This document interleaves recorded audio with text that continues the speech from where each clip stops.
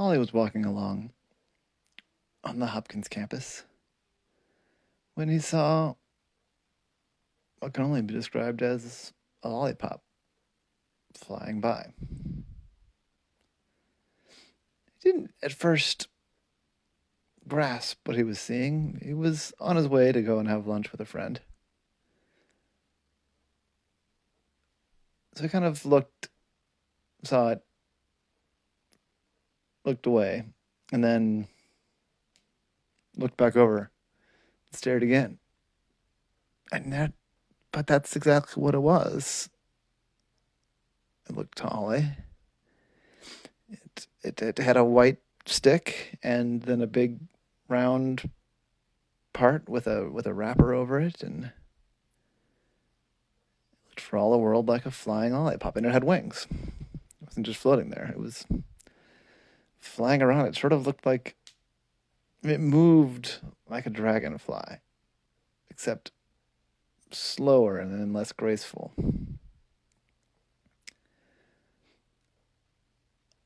Ollie was torn because he wanted to follow it and figure out what that was about, but he also didn't want to miss his appointment with his friend for lunch.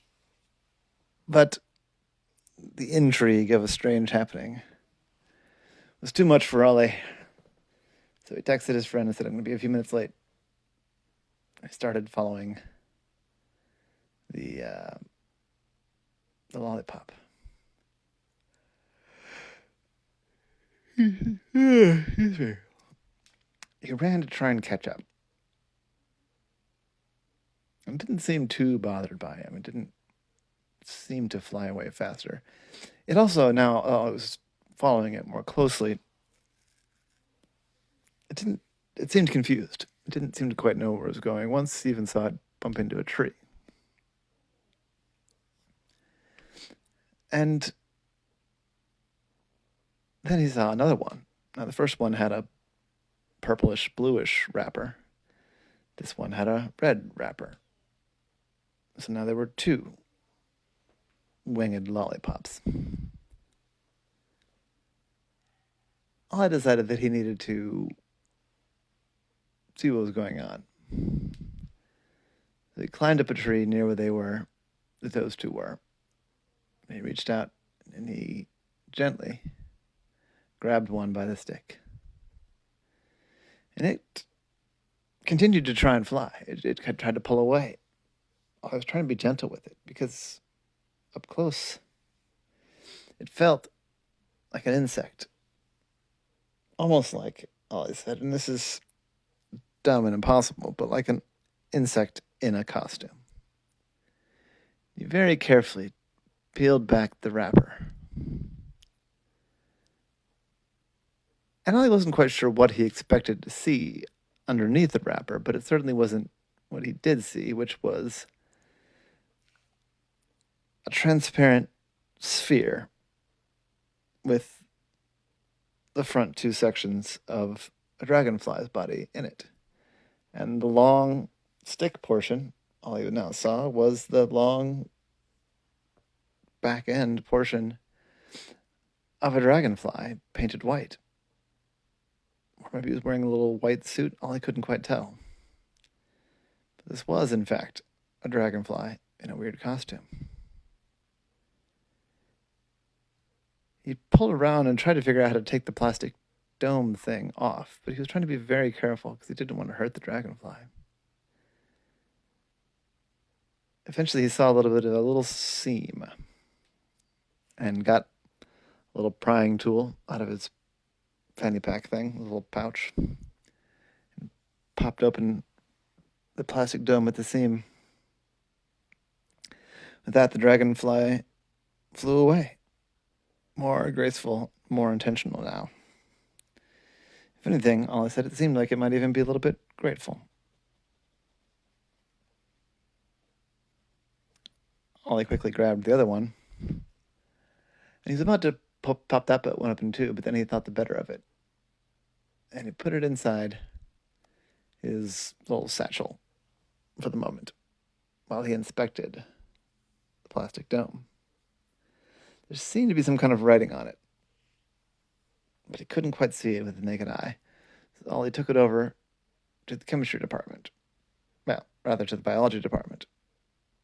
And asked a friend of his there if he could use the microscope. Use a microscope. Stop milling around. Stop.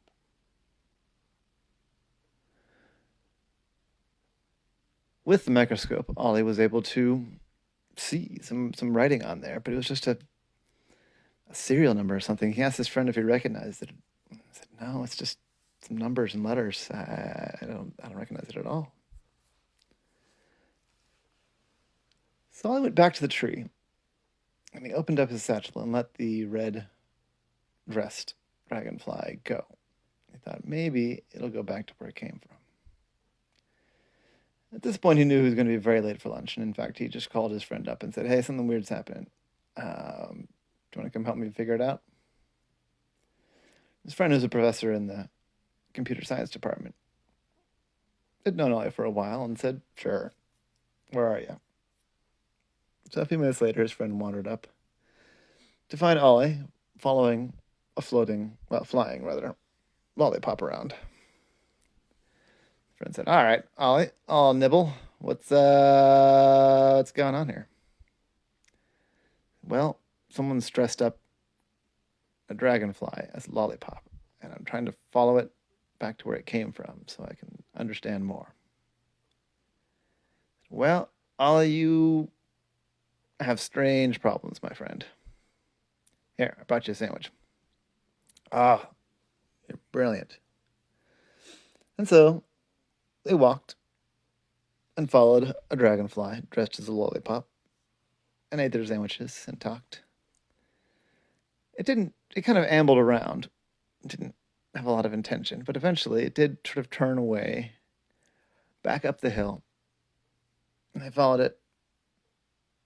And eventually it flew into a window in one of the buildings, kind of near the library. Oh, I said, okay. I'm gonna climb in that window and see what the deal is. Yeah, you do that. I'll just hang out here. Call me if you need me. I don't have keys to that building, but I know the department secretary.